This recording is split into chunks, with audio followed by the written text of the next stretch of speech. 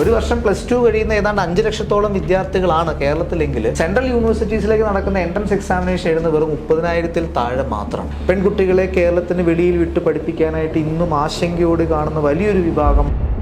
നമ്മളൊരു reputed university എന്ന് പഠിക്കുമ്പോൾ സർട്ടിഫിക്കറ്റിന്റെ ബ്രാൻഡ് വാല്യൂ എന്ന് പറയുന്നത് ഒരു വലിയൊരു ഘടകം തന്നെയാണ്. കൊമേഴ്സിനെ നമ്മൾ കാണുന്ന എന്താണ്, അധികം കരിയർ ഓപ്പർച്യൂണിറ്റീസ് ഇല്ലാത്ത ഒരു ഫീൽഡായിട്ട് കാണുന്ന സ്ഥലത്ത് ഡിഗ്രി കഴിഞ്ഞ് ഇറങ്ങുന്ന ഒരു കുട്ടിക്ക് ഒരു ആവറേജ് പാക്കേജ് പലപ്പോഴും കിട്ടുക 13 lakh per annum ആണ്. ഇതിന് വെറും 50% മാർക്ക് +2-ന് ഉള്ള ഒരു വ്യക്തിക്ക് വളരെ ഈസി ആയിട്ട് ഈ എക്സാം എഴുതാം. അതാണ് ബേസിക് ക്വാളിഫിക്കേഷൻ. ഗ്രാഡ് മെന്ററിന്റെ ഈ ഒരു ജേർണിയിൽ ഒരു കുട്ടിയുടെ പേര് നമ്മൾ എടുത്തു പറയണോ, ഐഷ. സർക്കാർ സ്കൂളിൽ പഠിച്ച് സാധാരണ ഒരു ഫാമിലി ബാക്ക്ഗ്രൗണ്ടിൽ നിന്ന് വളർന്നു വന്ന ഐഷ 99% റാങ്ക് മേടിച്ച് ഇന്ന് ട്രിവാൻഡ്രം സെൻട്രൽ യൂണിവേഴ്സിറ്റി ക്യാമ്പസിൽ BA owners in international relations ചെയ്യുന്നു. നമ്മുടെ നാട്ടിലെ ഒരു കോളേജ് എടുത്തു കഴിഞ്ഞ് കഴിഞ്ഞാൽ 5 മണിയാകുമ്പോൾ സെക്യൂരിറ്റി ഗേറ്റ് പൂട്ടി ഇറങ്ങി കഴിഞ്ഞ് കഴിഞ്ഞാൽ പിന്നെ ആ കോളേജ് അന്നില്ല. ഈ ഒരു സെൻട്രൽ യൂണിവേഴ്സിറ്റീസ് ആയിക്കോട്ടെ, അവിടെ അക്കാഡമിക് ലൈഫ് അവസാനിക്കുന്നത് ഏകദേശം രാത്രി 12 മണി 1 മണിയാകും. ലോകത്തിലെ തന്നെ ഏറ്റവും ടോപ്പ് ആയിട്ടുള്ള കമ്പനീസ് തന്നെ എടുത്തു, എല്ലാ സിഇഒമാരും ഇന്ത്യയിൽ നിന്ന് പഠിച്ചു വന്നിട്ടുള്ള ആൾക്കാർ തന്നെയാണ്. നമ്മുടെ നാട്ടിലെ ഓപ്പർച്യൂണിറ്റീസ് പ്രോപ്പറായിട്ട് ഇവർ എക്സ്പ്ലോയിറ്റ് ചെയ്യുന്നുണ്ടോ എന്നുള്ളത് വലിയൊരു ചോദ്യം തന്നെയാണ്.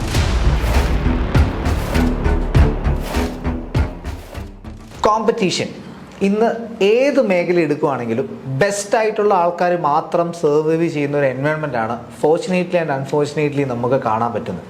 അതുകൊണ്ട് തന്നെ +2 കഴിഞ്ഞ് നമ്മുടെ വിദ്യാർത്ഥികൾ എന്ത് പഠിക്കുന്നു, എവിടെ പഠിക്കുന്നു എന്നുള്ളത് ഭയങ്കര ഇമ്പോർട്ടൻ്റ് ആണ്. ഇപ്പോഴത്തെ ഒരു ട്രെൻഡ് നോക്കുകയാണെങ്കിൽ ബെസ്റ്റ് ചോയ്സസ്, ബെസ്റ്റ് എക്സ്പോഷർ എല്ലാം തന്നെയും വിദേശത്താണ് എന്നുള്ളൊരു തോന്നലുണ്ട്. അതുകൊണ്ട് തന്നെ മൈഗ്രേറ്റ് ചെയ്യാനായിട്ടുള്ളൊരു പ്രവണത നമ്മുടെ മലയാളി യുവത്വത്തിൽ ഭയങ്കരമായിട്ട് കണ്ടു തുടങ്ങുന്നു. പക്ഷേ ശരിക്കും നമ്മുടെ നാട്ടിലെ ഓപ്പർച്യൂണിറ്റീസ് പ്രോപ്പറായിട്ട് ഇവർ എക്സ്പ്ലോയിറ്റ് ചെയ്യുന്നുണ്ടോ എന്നുള്ളത് വലിയൊരു ചോദ്യം തന്നെയാണ്. ഇപ്പോൾ നിങ്ങൾ ലോകത്തിലെ തന്നെ ഏറ്റവും ടോപ്പ് ആയിട്ടുള്ള കമ്പനീസ് തന്നെ എടുത്തു, എല്ലാ സിഇഒമാരും ഇന്ത്യയിൽ നിന്ന് പഠിച്ചു വന്നിട്ടുള്ള ആൾക്കാർ തന്നെയാണ്.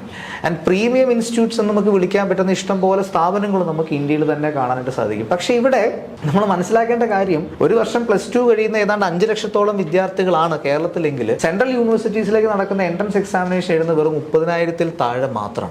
സോ ഈ ഒരു പ്രതിഭാസത്തിനെ പറ്റിയിട്ട് ഡിസ്കസ് ചെയ്യാൻ വേണ്ടിയിട്ടാണ് നമ്മൾ ഇന്നത്തെ ഈ ഒരു സെഷൻ വെച്ചിരിക്കുന്നത്. നിങ്ങൾ എല്ലാവരെയും ഗ്രാഡ് മെന്ററിന്റെ മറ്റൊരു വീഡിയോയിലേക്ക് ഇൻവൈറ്റ് ചെയ്യുന്നു. ഞാൻ നമ്മുടെ ഓണറബിൾ ആയിട്ടുള്ള ഗസ്റ്റിനെ ഇൻട്രൊഡ്യൂസ് ചെയ്യാം. Miss Aparna KK and mister Sarath Mohan. 2 പേരും സെൻട്രൽ യൂണിവേഴ്സിറ്റീസിന്റെ പ്രോഡക്റ്റ് എന്ന് നമുക്ക് വിളിക്കാനായിട്ട് തന്നെ സാധിക്കും. സോ അപർണ, എങ്ങനെയുണ്ടായിരുന്നു സെൻട്രൽ യൂണിവേഴ്സിറ്റി എക്സ്പീരിയൻസ്? എവിടെയാണ് പഠിച്ചത്? എങ്ങനെയുണ്ടായിരുന്നു ആ ഒരു വർഷങ്ങൾ? എല്ലാവരോടുമായിട്ട് ഷെയർ ചെയ്യാം. Thank you Mathew. ഞാൻ 2015-18 ഡൽഹി യൂണിവേഴ്സിറ്റിയിൽ നിന്ന് ഡിഗ്രി ചെയ്തതാണ്. അത് കഴിഞ്ഞ് 18-20 MA കംപ്ലീറ്റ് ചെയ്തു ഹൈദരാബാദ് സെൻട്രൽ യൂണിവേഴ്സിറ്റിയിൽ നിന്ന്. സെൻട്രൽ യൂണിവേഴ്സിറ്റിയിൽ പഠിക്കുക എന്ന് പറയുമ്പോൾ പ്രധാനമായും എനിക്ക് 2 തലത്തിലാണ് അതിൻ്റെ ഒരു ബെനിഫിറ്റ്സിനെ കാറ്റഗറൈസ് ചെയ്യാൻ പറ്റുന്നത്. ഒന്ന് ഓഫ് കോഴ്സ് അക്കാഡമിക്കലി എന്തൊക്കെയാണ് വ്യത്യാസം എന്നുള്ളത്. 2 ഒരു ഓവറോൾ സോഷ്യൽ കൾച്ചറൽ അല്ലെങ്കിൽ നമ്മുടെ ആസ് എ പേഴ്സൺ നമുക്ക് എന്തൊക്കെയാണ് എക്സ്പോഷർ, അതെങ്ങനെയാണ് നമ്മളെ വ്യത്യസ്തരാക്കുന്നത് എന്നുള്ളതാണ്. അപ്പോൾ അക്കാഡമിക് അഡ്വാൻറ്റേജസിനെ പറ്റി പറയുമ്പോൾ ഫസ്റ്റ് ഓഫ് കോഴ്സ് നമ്മൾ ഏതൊരു ഡിസിപ്ലിൻ എടുത്താലും, ഇപ്പോൾ ഞാൻ പഠിച്ചത് ഇംഗ്ലീഷ് ആയിരുന്നു. അപ്പോൾ അധികം ഞാൻ പറയുന്ന എക്സാമ്പിൾസ് ആയാലും ഹ്യൂമാനിറ്റീസ് അല്ലെങ്കിൽ സോഷ്യൽ സയൻസിനെ മുൻനിർത്തിയായിരിക്കും. അപ്പോൾ ഏതെങ്കിലും ഒരു ഡിസിപ്ലിൻ്റെ എമിനൻറ്റ് സ്കോളേഴ്സിനെ നമ്മൾ എടുത്താൽ അവർ ഒന്നെങ്കിൽ സെൻട്രൽ യൂണിവേഴ്സിറ്റിയിൽ തന്നെ വർക്ക് ചെയ്യുന്നവരായിരിക്കും, അല്ലെങ്കിൽ സെൻട്രൽ യൂണിവേഴ്സിറ്റി ആയിട്ട് ക്ലോസ്ലി അസോസിയേറ്റ് ചെയ്ത് നിൽക്കുന്നവരായിരിക്കും. ഇപ്പോൾ ഉദാഹരണം എടുക്കുകയാണെന്നുണ്ടെങ്കിൽ നമ്മൾ ഹിസ്റ്ററിയുടെ കാര്യം പറയുമ്പോൾ റൂമിള താപ്പർ എന്ന് നമ്മൾ ഇടയ്ക്ക് കേൾക്കുന്ന പേരാണ്. റിനൗണ്ട് ആയിട്ടുള്ള ഒരു ഹിസ്റ്റോറിയനാണ്. അപ്പം ഞാൻ കോളേജിൽ പഠിച്ച സമയത്ത് എനിക്ക് ഓപ്പർച്യൂണിറ്റീസ് കിട്ടിയിട്ടുണ്ട്. പുള്ളിക്കാരുടെ ടോക്സ് നേരിട്ട് കേൾക്കാനും ഇന്ററാക്ട് ചെയ്യാനും അങ്ങനെയുള്ള അവസരങ്ങൾ കുറച്ചുകൂടി ആക്സസിബിൾ ആയിട്ട് കിട്ടും. അതുമാത്രമല്ല, നമ്മളെ പഠിപ്പിക്കുന്ന ഡിസ്റ്റിങ്വിഷ്ഡ് ഫാക്കൽറ്റി ആയിക്കോട്ടെ, അവർ ഈ പറയുന്ന സ്കോളേഴ്സിന്റെ കീഴിൽ വർക്ക് ചെയ്തവരോ അല്ലെങ്കിൽ അവരുടെ കൊളീഗ്സ് ആയിട്ട് ഇരുന്നിട്ടുള്ളവരോ ആണ്. സോ ഓൾറെഡി ഒരു അക്കാഡമിക് സ്റ്റാൻഡേർഡ് അവിടെ സെറ്റ് ചെയ്യുന്നുണ്ട്. സോ അത് ആ ഒരു അക്കാഡമിക് എക്സ്പോഷർ തന്നെ I think it makes a lot of difference. Cultural thing പറയുമ്പോഴത്തേക്കും ഒരു ഡൈവേഴ്സ് ആയിട്ടുള്ള ഒരു പിയർ ഗ്രൂപ്പുമായിട്ടാണ് നമ്മൾ ഇന്ററാക്ട് ചെയ്യുന്നത്. ഒരു തരത്തിൽ പറഞ്ഞാൽ ഇറ്റ്സ് മൈക്രോകോസം ഓഫ് ഇന്ത്യ എന്ന് തന്നെ വേണേൽ പറയാം. നോർത്ത്, സൗത്ത്, വെസ്റ്റ്, ഈസ്റ്റ് എല്ലായിടത്തു നിന്നുള്ള നോർത്ത് ഈസ്റ്റ് എല്ലായിടത്തു നിന്നുള്ള ആൾക്കാരുമായിട്ട് നമ്മൾ ഇന്ററാക്ട് ചെയ്യുന്നുണ്ട്. അപ്പോൾ തന്നെ ഈ പറയുന്ന മനുഷ്യരെല്ലാം വളരെ ഡൈവേഴ്സ് പെർസ്പെക്റ്റീവ് ആയിട്ടുള്ളവരാണ്. ഒരുപാട് ഒരു wide variety of content consume ചെയ്യുന്നവരാണ്. അപ്പോൾ ഇതിനോടൊക്കെയാണ് നമ്മൾ എക്സ്പോസ്ഡ് ആവുന്നത്. നമ്മുടെ ഒരു പേഴ്സണാലിറ്റി തന്നെ ഒരു നമ്മുടെ ഹൊറൈസൺസ് കുറെ കൂടി എക്സ്പാൻഡ് ആവുന്നുണ്ട്. സ്വപ്നം കാണുന്നതും ഡിഫറെന്റ് ആയിട്ട്. Very good. യെസ് ശരത്, താങ്കളുടെ എക്സ്പീരിയൻസ് എങ്ങനെയായിരുന്നു? സോ അപർണ ഓൾറെഡി ഒരു നല്ലൊരു ഇൻട്രോ അതിനെക്കുറിച്ച് പറഞ്ഞുകൊണ്ട്, ഞാൻ ബേസിക്കലി ഈ സെൻട്രൽ യൂണിവേഴ്സിറ്റി ഒപ്പം തന്നെ നമ്മുടെ നാട്ടിലുള്ള യൂണിവേഴ്സിറ്റീസ് തമ്മിലുള്ള ഒരു കമ്പാരിസൺ ആണ് എൻ്റെ ലൈഫിലൂടെ പറയാൻ ഉദ്ദേശിക്കുന്നത്. അതിൽ ആ കമ്പാരിസൺ പറയുമ്പോൾ ബേസിക്കലി ഞാൻ അക്കാഡമിക് കൾച്ചറിനെ കുറിച്ച് പറയുന്നു. അതായത് നമ്മുടെ നാട്ടിലെ അക്കാഡമിക്സ് എത്ര മണിക്ക് അവസാനിക്കുന്നു, സെൻട്രൽ യൂണിവേഴ്സിറ്റിയിലെ അക്കാഡമിക്സ് ഒരു ദിവസം എത്ര മണിക്ക് അവസാനിക്കുന്നു. നമ്മുടെ നാട്ടിലെ ഒരു കോളേജ് എടുത്തു കഴിഞ്ഞ് കഴിഞ്ഞാൽ 4 മണി അല്ലെങ്കിൽ 5 മണിയാകുമ്പം അവിടെ നിന്ന് കുട്ടികൾ ഇറങ്ങും. അവിടുന്ന് സെക്യൂരിറ്റി ഗേറ്റ് പൂട്ടി ഇറങ്ങി കഴിഞ്ഞ് കഴിഞ്ഞാൽ പിന്നെ ആ കോളേജ് അന്നില്ല. പിന്നെ പിറ്റേ ദിവസം രാവിലെ 9 മണിക്ക് അല്ലെങ്കിൽ 10 മണിക്ക് അവർ വന്ന് ഓപ്പൺ ആക്കി കഴിയുമ്പോഴാണ് ആ കോളേജും ഒപ്പം തന്നെ ഡിപ്പാർട്ട്മെൻറ്റ്സും പ്രവർത്തിക്കുന്നത്. സോ ബേസിക്കലി ഞാൻ പഠിച്ച ഒരു സെൻട്രൽ യൂണിവേഴ്സിറ്റിയിലാണ്. ഞാൻ പോണ്ടിച്ചേരി യൂണിവേഴ്സിറ്റിയിൽ നിന്നാണ് PG ചെയ്തത്. ആ പോണ്ടിച്ചേരി യൂണിവേഴ്സിറ്റി ആയിക്കോട്ടെ, ബാക്കി ഏത് സെൻട്രൽ യൂണിവേഴ്സിറ്റീസ് ആയിക്കോട്ടെ, അവിടുത്തെ കൾച്ചർ എന്താണ്? സോ അവിടെ അക്കാഡമിക് ലൈഫ് അവസാനിക്കുന്നത് ഏകദേശം രാത്രി 12 മണി 1 മണിയാകും. അതുവരെ അവിടുത്തെ ലൈബ്രറീസ് ഓപ്പൺ ആയിരിക്കും, അവിടുത്തെ റീഡിംഗ് റൂമുകൾ ഓപ്പൺ ആയിരിക്കും. കുട്ടികൾ അങ്ങോട്ടും ഇങ്ങോട്ടും സഞ്ചരിക്കുന്നത് നിങ്ങൾക്ക് കാണാൻ പറ്റും. കുട്ടികൾ അവിടെ ഇവിടെ ഇരുന്ന് പഠിക്കുന്നത് നിങ്ങൾക്ക് കാണാൻ പറ്റും. കമ്പൈൻ സ്റ്റഡി നിങ്ങൾക്ക് കാണാൻ പറ്റും. പിറ്റേ ദിവസം രാവിലെയും ഇതുപോലെ തന്നെ 24 അവർ റീഡിംഗ് റൂമുകളുള്ള സെൻട്രൽ യൂണിവേഴ്സിറ്റീസ് ഒരുപാട് ഇന്ത്യയിലുണ്ട്.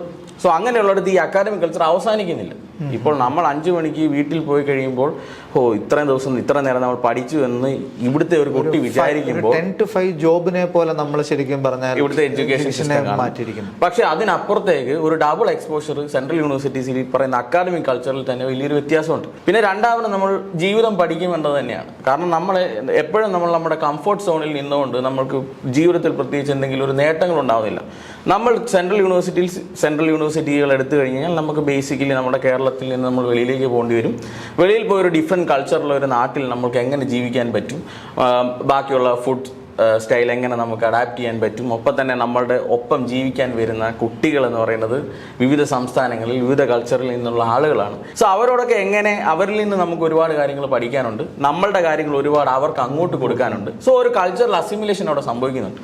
ഇതൊക്കെയാണ് സെൻട്രൽ യൂണിവേഴ്സിറ്റീസിൻ്റെ ഏറ്റവും വലിയൊരു ബെനിഫിറ്റ് ആയിട്ട് ഞാൻ കാണുന്നത്. ഇന്ത്യയിൽ എവിടെ ചെന്നാലും നല്ലൊരു സുഹൃത്ത് കാണും. തീർച്ചയായിട്ടും. ഓക്കെ, ഞാൻ അപർണയിലേക്ക് തിരിച്ചു വരാം. അപർണേൻ്റെ ഒരു കാലഘട്ടം എന്ന് പറയുന്നത് CUT എന്ന് പറഞ്ഞിരിക്കുന്ന ഇങ്ങനത്തെ ഒരു കോമൺ, ഇന്നിപ്പോൾ ഏത് സെൻട്രൽ യൂണിവേഴ്സിറ്റീസിലേക്കാണെങ്കിലും ഒരു കോമൺ എൻട്രൻസ് ടെസ്റ്റ് CUT എന്നൊരു എക്സാമിനേഷൻ എഴുതുന്നുണ്ട്. അതിന് മുമ്പ് ഒരു കാലയളവിൽ പഠിച്ച ഒരു വ്യക്തി എന്നുള്ള നിലയിൽ അന്നത്തെ ഒരു രീതി എങ്ങനെയായിരുന്നു, ഇന്നത്തെ ഒരു രീതി എങ്ങനെയായിരുന്നു നമ്മുടെ സ്റ്റുഡൻസിനൊന്ന് എഡ്യൂക്കേറ്റ് ചെയ്യാമോ? സോ അന്ന് 2015 ഞാൻ അഡ്മിഷൻ എടുക്കുമ്പോൾ 12th മാർക്സ് ബേസിസിലായിരുന്നു അഡ്മിഷൻ ഉണ്ടായിരുന്നത്. അപ്പോൾ നമ്മൾ ഇപ്പം ഡൽഹി യൂണിവേഴ്സിറ്റിയുടെ കാര്യമാണ് ഞാൻ പറഞ്ഞത്. ഇപ്പോൾ അല്ലാണ്ട് ഇപ്പോൾ HCU ആണെങ്കിൽ HCUൻ്റെതായ ഒരു എൻട്രൻസ് ടെസ്റ്റ് ഉണ്ടായിരുന്നു. പോണ്ടിച്ചേരി യൂണിവേഴ്സിറ്റിക്ക് പോണ്ടിച്ചേരിയുടേതായ ഒരു entrance test. IFLU English for languages university അവിടെ അതിൻ്റേതായ ഒരു എൻട്രൻസ് ടെസ്റ്റ്. അങ്ങനെ ഓരോ യൂണിവേഴ്സിറ്റീസിലേക്കും നമ്മൾ സെപ്പറേറ്റ് ആയിട്ട് അപ്ലൈ ചെയ്യണമായിരുന്നു.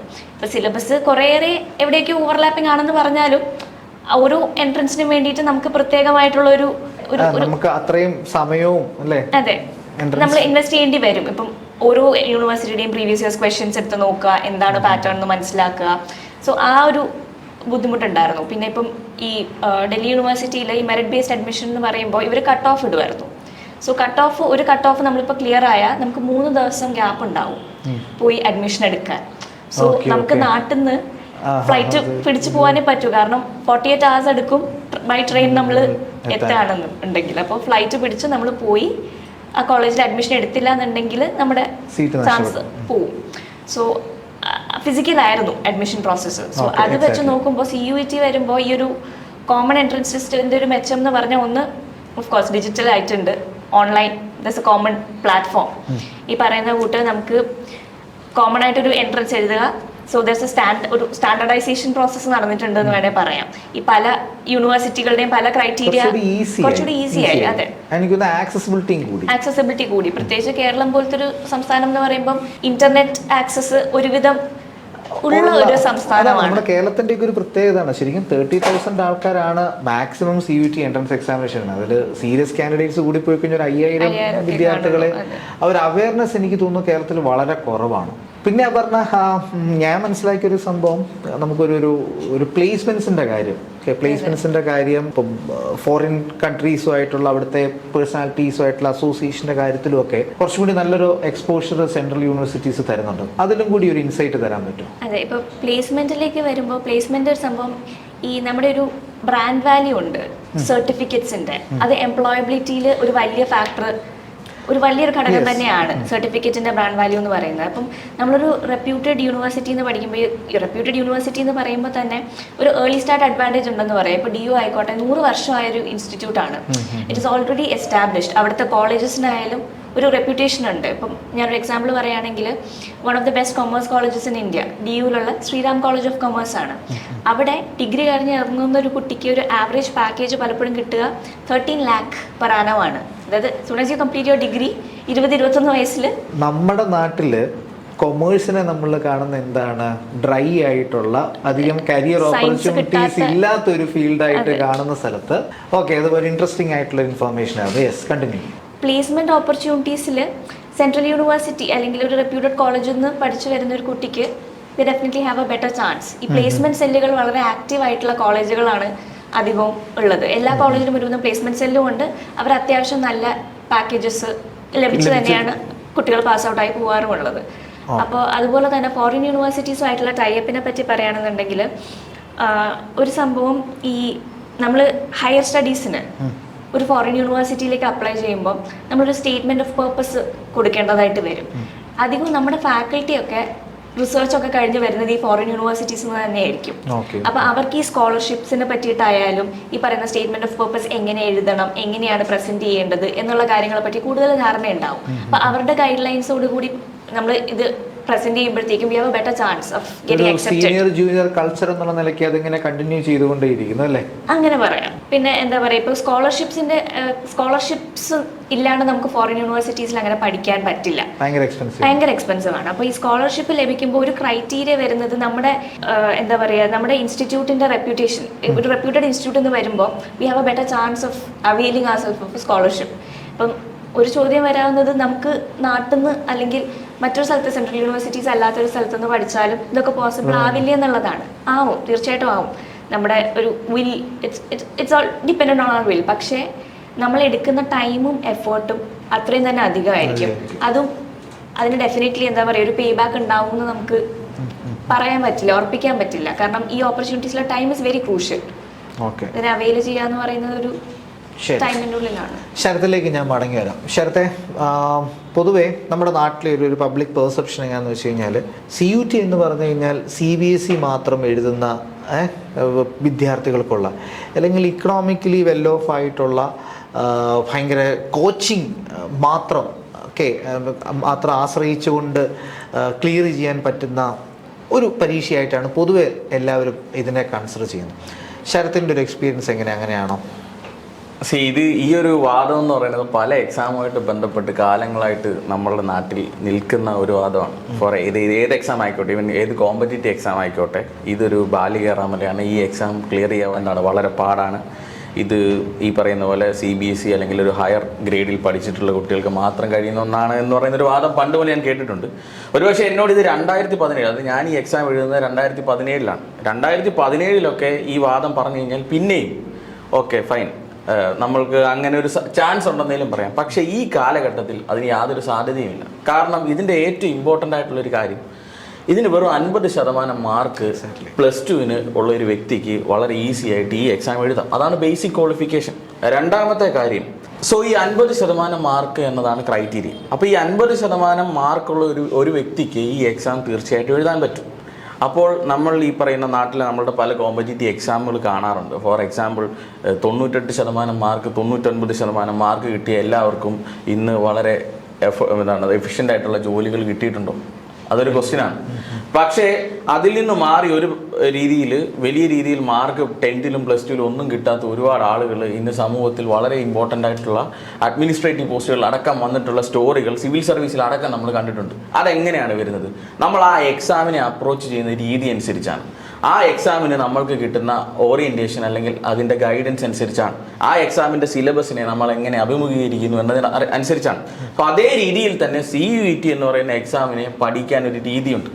ആ രീതിയിൽ അതിൻ്റെ സിലബസിനെ മനസ്സിലാക്കി, അതിൻ്റെ പ്രീവിയസ് ഇയർ ക്വസ്റ്റ്യൻസിനെയൊക്കെ മനസ്സിലാക്കി, അതിനെ അങ്ങനെ അഭിമുഖീകരിച്ചെങ്കിൽ അല്ലെങ്കിൽ ഒരു സ്മാർട്ട് വർക്ക് നടത്തുന്ന ഒരു വ്യക്തിക്ക് മാത്രമേ ആ എക്സാം ക്ലിയർ ചെയ്യാൻ പറ്റൂ. അല്ലാതെ 99%, 100% എനിക്കുണ്ട്, അതുകൊണ്ട് എനിക്കിത് കിട്ടും, എനിക്ക് 50% ഉള്ളൂ, അതുകൊണ്ട് അത് കിട്ടില്ല എന്ന് പറയുന്ന ഒരു കാര്യം CET-യിൽ ആപ്ലിക്കബിൾ അല്ല. ശരിക്കും ഇവിടെ ഒരു കാര്യം എനിക്ക് ആഡ് ചെയ്യാനായിട്ട് ഞാൻ ആഗ്രഹിക്കുന്നു. ശരിക്കും വിദ്യാർത്ഥികൾ അവരുടെ +2 പഠനത്തിനോടൊപ്പം തന്നെ CUT-ന്റെ പഠനം കൂടി കൊണ്ടുപോവുകയാണെങ്കിൽ അത് അവരുടെ ബോർഡ് എക്സാമിനേഷന്റെ മാർക്കിനും ശരിക്കും പറഞ്ഞാൽ ഹെൽപ്ഫുൾ ആയിട്ട് മാറും. തീർച്ചയായിട്ടും.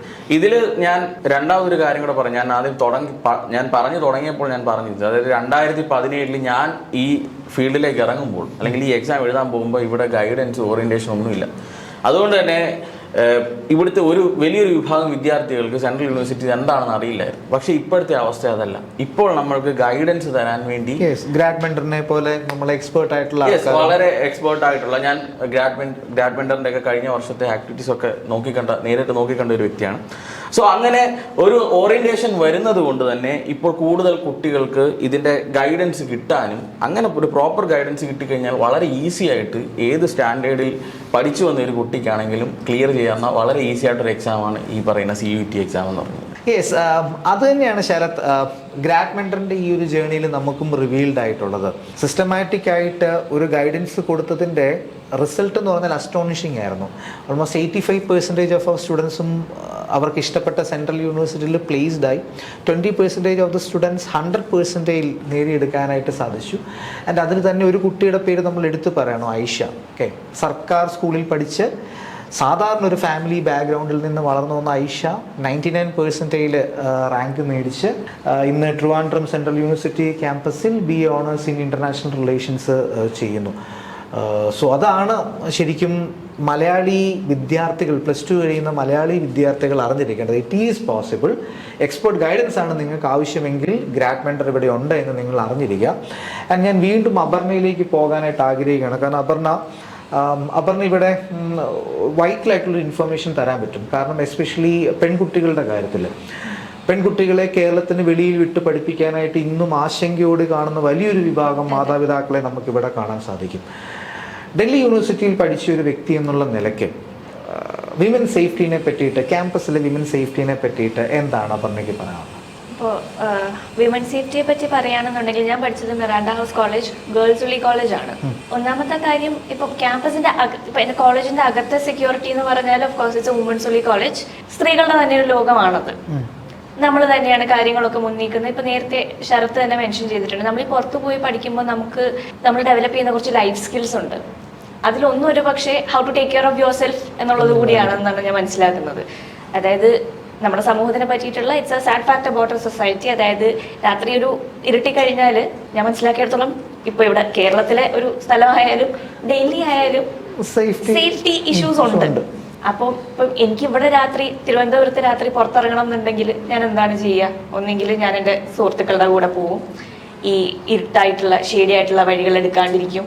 അതല്ലെങ്കിൽ നമുക്കറിയാം എവിടെയാണ് ആൾക്കാരുള്ളത്, ആ വഴികൾ ചൂസ് ചെയ്ത് പോവുക. ഇരുട്ടി കഴിയുമ്പോൾ അതാണ് നമ്മൾ ചെയ്യുക. അപ്പം ഡൽഹി പോലത്തെ ഒരു സ്ഥലത്തും അത് തന്നെയാണ് നമ്മൾ ഡെവലപ്പ് ചെയ്തെടുക്കുന്ന ഒരു സ്കില്ല്. നമുക്ക് പുറത്ത് പോകേണ്ടി വരുമ്പോൾ നമ്മൾ എന്താണ് ചെയ്യുക എന്നുള്ളത് നമ്മൾ അവിടെ പഠിക്കുന്നുണ്ട്. അപ്പം എന്താ പറയുക, ഒരു ഭയങ്കര ഒരു സേഫ്റ്റി കൺസേൺ ആയിട്ട് ഞാൻ പഠിച്ച സമയത്ത് എനിക്ക് അങ്ങനെ അനുഭവപ്പെട്ടിട്ടില്ല. നേരെ മറിച്ച് കുറച്ചും കൂടി രസകരമായിട്ടുള്ള ഒരു ക്യാമ്പസ് ലൈഫ്.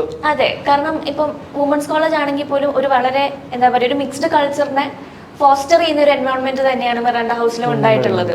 ഇപ്പം എന്തെങ്കിലും സെമിനാർസ് നടക്കുമ്പോഴോ ഫെസ്റ്റിവൽസ് നടക്കുമ്പോഴോ അപ്പോൾ ഉണ്ടാവുന്ന മേലയ്ക്കും ഒക്കെ പുറത്തുനിന്ന് ആൾക്കാരുടെ എൻട്രി ഉണ്ടാവും. റെഗുലേറ്റഡ് എൻട്രി ആണ്. അതായത് സെക്യൂരിറ്റി DUന്റെ സ്റ്റുഡൻസിന് കാർഡ് കാണിച്ചാൽ ID കാർഡ് കാണിച്ചാൽ എൻട്രി ഉണ്ടാവുമായിരുന്നു. അപ്പോൾ വളരെ എന്താ പറയുക ഒരു ഹെൽത്തി എൻവയോൺമെന്റ് ഫോസ്റ്റർ ചെയ്തിട്ട് തന്നെയാണ് ഒരു ക്യാമ്പസ് കൾച്ചർ ഉണ്ടായിട്ടുള്ളത്.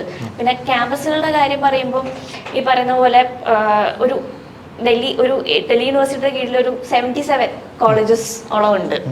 അപ്പോൾ നോർത്ത് ക്യാമ്പസ് ഉണ്ട്, സൗത്ത് ക്യാമ്പസ് ഉണ്ട്. നോർത്ത് ക്യാമ്പസ് എന്ന് പറയുമ്പോൾ 13 കോളേജുകളുടെ ക്ലസ്റ്റർ ആണ്. അപ്പൊ ആ ഒരു എൻറ്റയർ ഏരിയ എന്ന് പറയുന്നത് സ്റ്റുഡൻസിന്റെ ഏരിയ തന്നെയാണ്. അതുപോലെ തന്നെയാണ് സൗത്ത് ക്യാമ്പസിലും. ഇതല്ലാണ്ട് ഓഫ് ക്യാമ്പസ് കോളേജസ് ഉണ്ട്. പക്ഷെ ഈ പറയുന്ന കോളേജസ് ഒക്കെ ആ ഒരു സ്റ്റുഡൻസിന്റെ ഏരിയ എന്ന് പറയുമ്പോൾ നേരത്തെ ശരത്ത് പറഞ്ഞ പോലെ കുട്ടികൾ ഏത് നേരവും വരികയും പോവുകയും ഒക്കെ ചെയ്യുന്ന വളരെ ലൈവ്ലി ആയിട്ടുള്ള ഏരിയ ആണ്. അക്കാഡമിക് എൻവയോൺമെന്റ് ഫോസ്റ്റർ ചെയ്യുന്ന ആയാലും ഒരു കൾച്ചറൽ എൻവയോൺമെന്റ് ആയാലും അവിടെ ലഭ്യമാണ്. അപ്പം സേഫ്റ്റി കൺസേൺസ് ഒരു പരിധി വരെ നമുക്ക് അങ്ങനെ അത്ര ആശങ്കപ്പെടേണ്ടതില്ല. ശരത്തെ, ഞാൻ ശരത്തിലേക്ക് ഒന്നുകൂടി ഒന്ന് മടങ്ങി വരികയാണ്. നമ്മുടെ സ്റ്റുഡൻസിന് പക്ഷേ വേറൊരു അപ്രിഹെൻഷൻ ഞാൻ കണ്ടിട്ടുണ്ട്. അതായത് സെൻട്രൽ യൂണിയൻ ഇപ്പോൾ കേരളം വിട്ട് പോവുകയാണെങ്കിൽ അവിടെ മലയാളി പിള്ളേർ കുറവായിരിക്കും. അക്കോമഡേഷൻ്റെ കാര്യത്തിൽ അവരെന്തെങ്കിലും ഡിഫിക്കൽട്ടി ഫേസ് ചെയ്യുമോ? അതിൽ ശരിക്കും പറഞ്ഞാൽ കഴമ്പുണ്ടോ? ഇല്ല, അത് തീർച്ചയായിട്ടും നമ്മൾ ഈ സെൻട്രൽ യൂണിവേഴ്സിറ്റിയിൽ പഠിച്ച ആളുകൾക്ക് ഏറ്റവും കൂടുതൽ പറയാൻ പറ്റുന്ന ഒരു കാര്യം എന്ന് പറഞ്ഞു കഴിഞ്ഞാൽ, നമ്മൾ ഒരു സൈഡിൽ അങ്ങോട്ടും ഇങ്ങോട്ടും നടന്നു കഴിയുമ്പോൾ ഒരു 5 പേരെ കണ്ടു കഴിഞ്ഞാൽ അതിനകത്ത് 2 മലയാളികളെ നമുക്ക് സെൻട്രൽ യൂണിവേഴ്സിറ്റിയിൽ കാണാൻ പറ്റുമെന്നാണ്. നമ്മൾ സെൻട്രൽ യൂണിവേഴ്സിറ്റിയിൽ ഇപ്പം അത് ഇരിക്കുന്ന സ്ഥലമായിക്കോട്ടെ, അവിടുത്തെ ഒരു ലോക്കൽ പോപ്പുലേഷൻ കഴിഞ്ഞു കഴിഞ്ഞാൽ ഏറ്റവും കൂടുതൽ എല്ലാ ക്യാമ്പസുകളിലുള്ളത് മലയാളികളാണ്. സോ നിങ്ങൾക്ക് എന്തായാലും ഒരു മലയാളിയെ റൂംമേറ്റ് ആയിട്ട് കിട്ടാനുള്ള എല്ലാവരുടെ സാധ്യതകളും ഈ സെൻട്രൽ യൂണിവേഴ്സിറ്റികളിലുണ്ട്. ഞാൻ അപർണയ്ക്കും ഡൽഹിയിൽ പഠിച്ച ഒരാളാണ് അല്ലേ? സോ എങ്ങനെയായിരുന്നു ആ ഒരു മലയാളി കൾച്ചറുമായിട്ട് ഒത്തിരി അകന്നു പോയായിരുന്നോ? ഒരിക്കലുമില്ല. അവിടെ ഒരു മലയാളി ഫ്രട്ടേണിറ്റി തന്നെ ഉണ്ടായിരുന്നു, മലയാളി സംഘടനകൾ ഉണ്ടായിരുന്നു, വിദ്യാർത്ഥികളുടെ തന്നെ മലയാളി കൾച്ചറൽ പ്ലാറ്റ്ഫോംസ് ഉണ്ടായിരുന്നു. നമുക്ക് ഓണം സെലിബ്രേഷൻസും അങ്ങനത്തെ പല ഗ്യാതറിങ്സും ഉണ്ടാവാറുണ്ടായിരുന്നു, കൾച്ചറൽ പ്രോഗ്രാംസ് ഉണ്ടായിരുന്നു. പിന്നെ അപ്പോഴത്തെ കാട്ടിലും എന്താ പറയുക, ഇപ്പം ഞാൻ പഠിച്ച് പാസ് ഔട്ട് ആയിട്ട് ഇപ്പോൾ ഒരു 5 കൊല്ലമായി, മലയാളി പോപ്പുലേഷന്റെ കാര്യത്തിൽ ഒരു വർധനം ഉണ്ടായിട്ടുണ്ട്. അപ്പോൾ അതുകൊണ്ട് തന്നെ ആ ഒരു പോപ്പുലേഷനെ കേറ്റർ ചെയ്യാനായിട്ട് ഇപ്പോൾ മലയാളി ഫുഡ് സർവീസ് വന്നിട്ടുണ്ട്, ടിഫിൻ സർവീസ് വന്നിട്ടുണ്ട്, മലയാളികൾ തന്നെ നടത്തുന്ന ഹോസ്റ്റൽസും ഹോട്ടൽസും ഒക്കെ വന്നിട്ടുണ്ട്. സോ അങ്ങനെ എന്താ പറയുക, നമ്മുടെ ഒരു കൾച്ചറിൽ നിന്ന് അകന്നു പോകുന്ന സംഭവം ഇല്ല. ഈ സെൻട്രൽ യൂണിവേഴ്സിറ്റികളിലെ ഈ പൊളിറ്റിക്കൽ സംഘടനയുടെ തലപ്പത്തിരിക്കുന്ന എല്ലാ മലയാളികളായിരിക്കും. അങ്ങനെ ഒരു പ്രത്യേകത. കാരണം നമ്മളിവിടെ ഒരു അക്കാഡമിക് അല്ലെങ്കിൽ ഒരു എക്സ്പോഷർ ലെവലിൽ മാത്രം സെൻട്രൽ യൂണിവേഴ്സിറ്റീസിനെ മനസ്സിലാക്കിയാൽ പോരാ. എക്സ്ട്രാ കരിക്കുലർ ആക്ടിവിറ്റീസും ഭയങ്കര അടിപൊളിയാണെന്നാണ് അവിടെ പഠിച്ചിരിക്കുന്ന എല്ലാ ആൾക്കാരും അഭിപ്രായപ്പെട്ടിരിക്കുന്നത്. സോ ശരത്തിൻ്റെ എക്സ്പീരിയൻസ് എങ്ങനെയാണ്? തീർച്ചയായിട്ടും.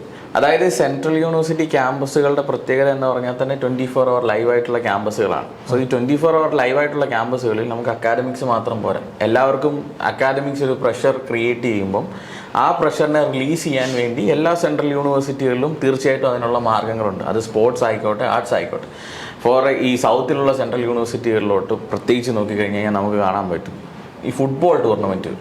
സോ ഈ മലബാറിലൊക്കെയുള്ള സെവൻസ് പോലെയുള്ള ടൂർണമെന്റുകൾ ഏറ്റവും കൂടുതൽ ആക്റ്റീവായിട്ട് നടക്കുന്ന ഒരു സ്ഥലമാണ് ഈ സെൻട്രൽ യൂണിവേഴ്സിറ്റികൾ എന്ന് പറയുന്നത്. ഞാൻ അവിടെ ഗോൾ കീപ്പറായിട്ട് നിന്നിട്ടുള്ള ഒരു വ്യക്തിയാണ്. അപ്പം എന്നെ സംബന്ധിച്ചിടത്തോളം പഠിത്തത്തിനോടൊപ്പം തന്നെ ഈ പറയുന്ന സ്പോർട്സും മുന്നോട്ട് കൊണ്ടുപോകാൻ അവിടെ പറ്റിയിട്ടുണ്ട്.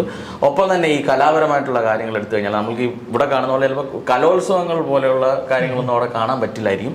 പക്ഷേ പല പല ഡിപ്പാർട്ട്മെൻറ്റുകളിൽ ഡിഫറെൻറ്റ് പ്രോഗ്രാംസ്, ഡിബേറ്റ്സ്, അതുപോലെ തന്നെ ഡിഫറെൻറ്റ് ടോക്സ്, അങ്ങനെ നമ്മൾക്ക് വളരെ നമ്മളുടെ പഠനത്തോടൊപ്പം തന്നെ നമ്മൾക്ക് ബാക്കിയുള്ള നമ്മുടെ സ്കിൽസ് ഇമ്പ്രൂവ് ചെയ്യാൻ പറ്റുന്ന എല്ലാ രീതിക്കുമുള്ളൊരു വളർച്ച, ഒരു വ്യക്തി എന്നുള്ള നിലയ്ക്ക് എല്ലാ രീതിക്കുമുള്ളൊരു വളർച്ച. തീർച്ചയായിട്ടും നമ്മളുടെ നാട്ടിൽ എങ്ങനെയാണോ ഉണ്ടായത് അതിനെക്കാട്ടിലുപരി ഒരു ഓൾമോസ്റ്റ് ഒരു പെർഫെക്ഷൻ ഉള്ള ഒരു ഹ്യൂമൻ ബീങ് ആയിട്ട് നമുക്ക് മാറാൻ സെൻട്രൽ യൂണിവേഴ്സിറ്റീസ് തീർച്ചയായിട്ടും നമ്മൾ സഹായിക്കും. യെസ്, അതുതന്നെയാണ് എനിക്കും ഒരു കൺക്ലൂഡിങ് നോട്ടായിട്ട് നിങ്ങളോട് പറയാനായിട്ടുള്ളത്. സെൻട്രൽ യൂണിവേഴ്സിറ്റീസ് ഓപ്പൺ ചെയ്യുന്ന ആ ഒരു കരിയർ ഓപ്പർച്യൂണിറ്റീസ് മലയാളി യുവത്വം അൺഫോർച്ചുനേറ്റ്ലി ശരിക്കും പറഞ്ഞാൽ ഇന്ന് എക്സ്പ്ലോയിറ്റ് ചെയ്യുന്നില്ല. അതിനൊരു മാറ്റം ഉണ്ടാകണം. CUT എൻട്രൻസ് ടെസ്റ്റുകളൊക്കെ എഴുതുന്ന വിദ്യാർത്ഥികളുടെ എണ്ണം കൂടട്ടെ.